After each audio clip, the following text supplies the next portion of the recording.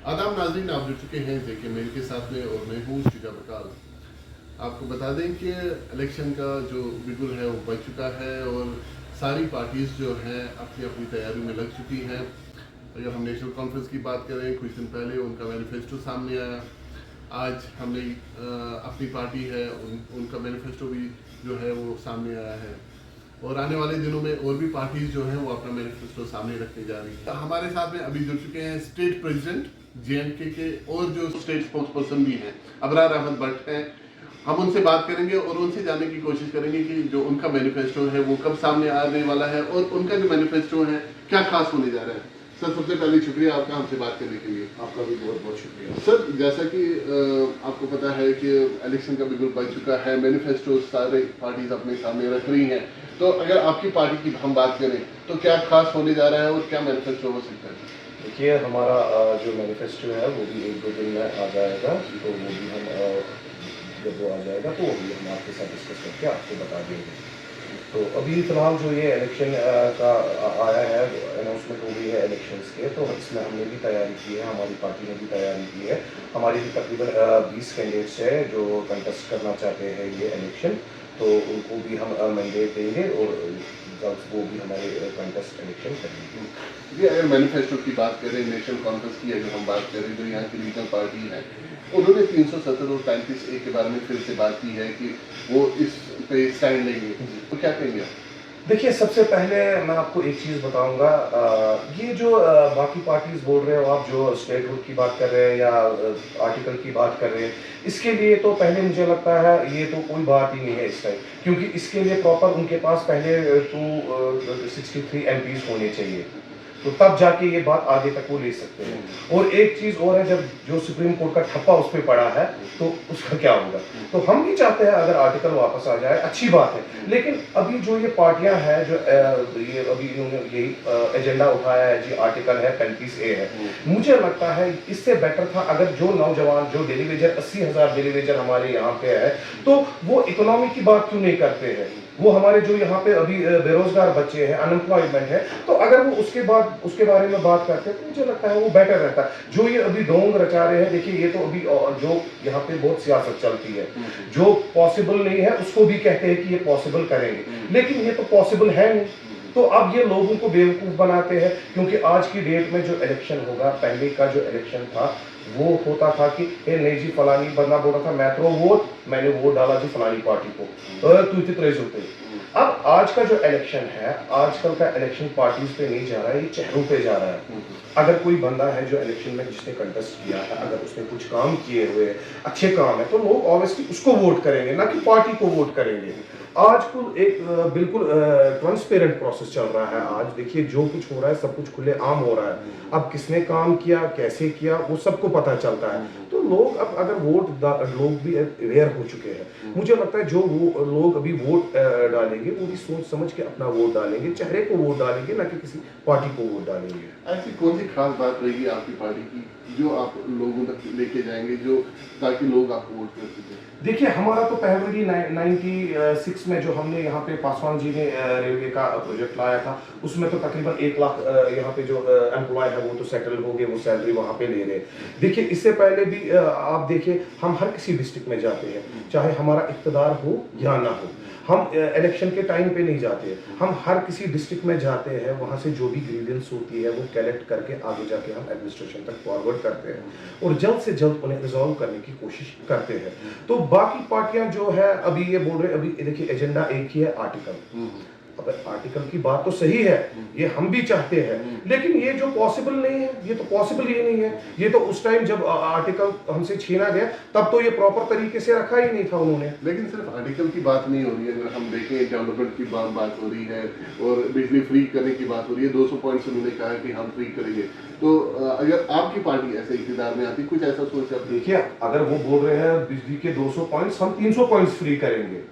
लेकिन वो no poverty होगी, जो बेचारे गरीब गुरबात है वो उनके लिए होगा। तो वो हम करेंगे, हम भी चाहते हैं ये हो जाए, जो गरीब है, अनएम्प्लॉयमेंट है, वो यहाँ पे खत्म हो जाए। देखिए हमारी पार्टी जो है ये एक सेकुलर पार्टी है, एक लिबरल पार्टी है। हम आज नहीं है वोटों की सियासत नहीं करते कि आज इलेक्शन के टाइम पे हम हर किसी डिस्ट्रिक्ट में जाते थे, चाहे जब इलेक्शन का पिछले साल जब इलेक्शन का कोई यहाँ पे था ही नहीं रोल अभी, तो तब भी हम जाते थे, लोगों के बीच जाते थे, लोगों के लिए काम करते थे। जो भी ग्रीवेंस हम वहाँ जहाँ पे भी हमारे को कॉल आती थी, कहीं से भी ग्रीवेंस, या पिछली बार रावलपुरा में भी हमारी एक ग्रीवेंस थी, हम वहाँ पे भी गए, लोगों से बातचीत की और वो प्रॉब्लम का सॉल्व किया। एजुकेशन की बात अगर हम करें तो यहाँ पर एजुकेशन फ्री की भी बात कर रहे हैं पार्टी, तो आपका कुछ ऐसे?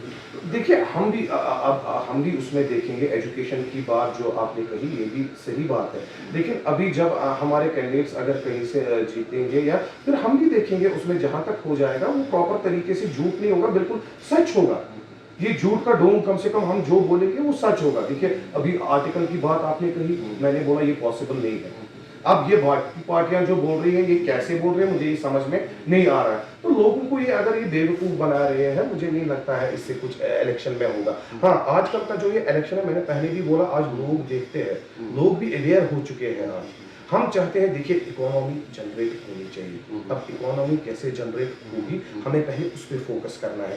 जो यहाँ पे अनएम्प्लॉयमेंट है, हमें पहले उस पर फोकस करना है। आर्टिकल अगर हमने वापस ला लिया, चलो मान लिया आर्टिकल वापस आ भी गया, लेकिन जो अनएम्प्लॉयमेंट है, बेरोजगारी है, उसका क्या करेंगे? अनुराग साहब, मैं यही जानना चाहता था आपसे कि अनएम्प्लॉयमेंट एक बहुत बड़ा इश्यू बन चुका है यहाँ पे कश्मीर में, तो उसके लिए कुछ आपने सोचा, कुछ वे आउट आपने सोचा कि यहाँ पर अनएम्प्लॉयमेंट जो रेशियो बढ़ता जा रहा है, उनके लिए आप कुछ करेंगे? देखिए हमने ऑलरेडी हमारा जो मैनिफेस्टो है उसमें हमने ये जो हमारे पॉइंट्स है ये हमने रखे हुए हैं। उसमें हम अनएम्प्लॉयमेंट पे भी बात करेंगे, चाहे बिजली का इश्यू होगा, रोड्स के इश्यू होंगे, हम सब पे करेंगे। जो हमारा मैनिफेस्टो है वो 1-2 दिन में आ जाएगा, तो वो साथ में हम आपसे जानना चाहेंगे कि अभी हम देख रहे हैं कि बहुत सारी पार्टीज में रद्द-बदल हो रहे हैं, एक पार्टी से दूसरी पार्टीज में आ रहे हैं, यहाँ से वहाँ जा रहे हैं, कुछ ऐसा हो रहा है आपकी पार्टीज में? कोई पार्टी में आ रहा है, कोई शमूलियत हो रही है? देखिए हमारी पार्टी में तो आप देख रहे हैं ऑलमोस्ट हर दिन हमें ज्वाइनिंग होती है। अब जो बंदा जिसको हमारी पार्टी, हमारे काफ़ी डिस्ट्रिक्टों से लोग आ रहे हैं जो हमारी पार्टी में जुड़ रहे हैं, वो तब जुड़ रहे हैं जब उनके काम निकल रहे हैं। फॉर एग्जांपल हमारा कहीं जो डिस्ट्रिक्ट प्रेसिडेंट है, जब उस एरिया में, उसके एरिया में काम हो जाएंगे, तब और भी लोग हमारे साथ जुड़ते हैं। तो इस वजह से हमारी पार्टी में लोग खुल के आ रहे हैं। कल भी हमारी ज्वाइनिंग थी, तो ऑलमोस्ट रोज हमारी ज्वाइनिंग होती है। और जो बाकी पार्टी के जो बोल रहे हैं वो उसका मैं तो कुछ बोल नहीं सकता हूँ, वो तो अपनी अपनी आइडियोलॉजी है हर किसी को। सपोज कोई अगर किसी पार्टी में, देखिए पार्टी किसी को पैसा तो नहीं देती है, ये तो यहाँ पे लोगों को एक गलत फहमी है कि नहीं जी पार्टी में पैसा नहीं है, किसी पार्टी में पैसा नहीं है। वो हिंदुस्तान इतना बड़ा अमीर नहीं है कि वो पार्टियों को फंड करेगा, किसी पार्टी में पैसे नहीं। पार्टी का जो कार्यकर्ता है उसको सोशल काम करने होते हैं, वो गरीब की खिदमत करता है, किसी पार्टी में पैसे नहीं है।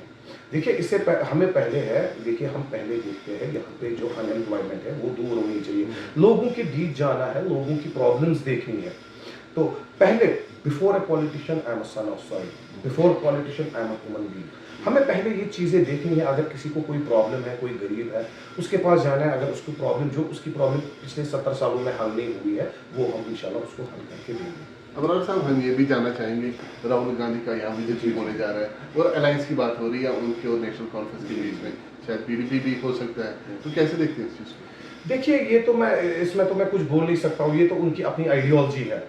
हमारा जो अभी फोकस रहेगा, हम अभी इलेक्शन पे फोकस कर रहे हैं, हम अपने जो कैंडिडेट्स हैं हमारे वो कंटेस्ट कर रहे हैं, हम फिलहाल उस पर फोकस कर रहे हैं, हम बेटरमेंट पीपल के लिए फोकस कर रहे हैं। तो बाकी पार्टियां क्या करेंगी, हमें उससे कोई लेन देन नहीं है, वो कैसे करेंगे, ये डिफरेंट आइडियोलॉजीज है हर किसी पार्टी की। तो हम तो फिलहाल अपने काम पे फोकस करेंगे। जो हमारा मिशन है, हम चाहते हैं लोग आराम से रहे, लोगों को कोई प्रॉब्लम ना हो, बिजली की ना, सड़क की, पानी की, लोग खुशी से रहे, अच्छे से रहे, तो ये हमारा मुद्दा है। तो कब आ रहा है मैनिफेस्टो सर आपका? हमारा मैनिफेस्टो 1-2 दिन में आ जाएगा, तो हम प्रोवाइड कर देंगे। और कितना आप पूरी उम्मीद है कि आपकी बार आपकी पार्टी जो है आगे जाएगी और लोग आप पे भरोसा करेंगे? देखिए मैंने आपको पहले भी अर्ज किया, तो हम हर किसी डिस्ट्रिक्ट में जाते हैं, चाहे अभी इलेक्शन का टाइम है, अभी हम किसी डिस्ट्रिक्ट में नहीं गए, हम इलेक्शन से पहले भी गए, चाहे जितना भी हमसे हो सका हमने उतना लोगों को हेल्प किया। अब तो ये डिपेंड लोगों पे करता है। देखिए अब लोग भी अवेयर हो चुके हैं, लोगों का लिविंग ऑफ स्टैंडर्ड इतना बढ़ चुका है, अब हर किसी के पास तो स्मार्टफोन है, आजकल जो भी है ओपनली हो रहा है सारा। तो मेरे को लगता है लोग भी, ये सब लोगों पे डिपेंड करता है, लोगों को जो सही लगेगा लोग उसको वोट करेंगे। शुक्रिया हमसे बात करने के लिए, थैंक यू। तो ये अबरार साहब थे जो हमसे बात कर रहे थे और इनका यही मानना था कि मैनिफेस्टो इनका भी 1-2 दिन में आने जा रहा है और लोग चाहते हैं कि चेंज आए और लोग अब समझते हैं कि कौन सी पार्टी उनके लिए बेहतर रहेगी।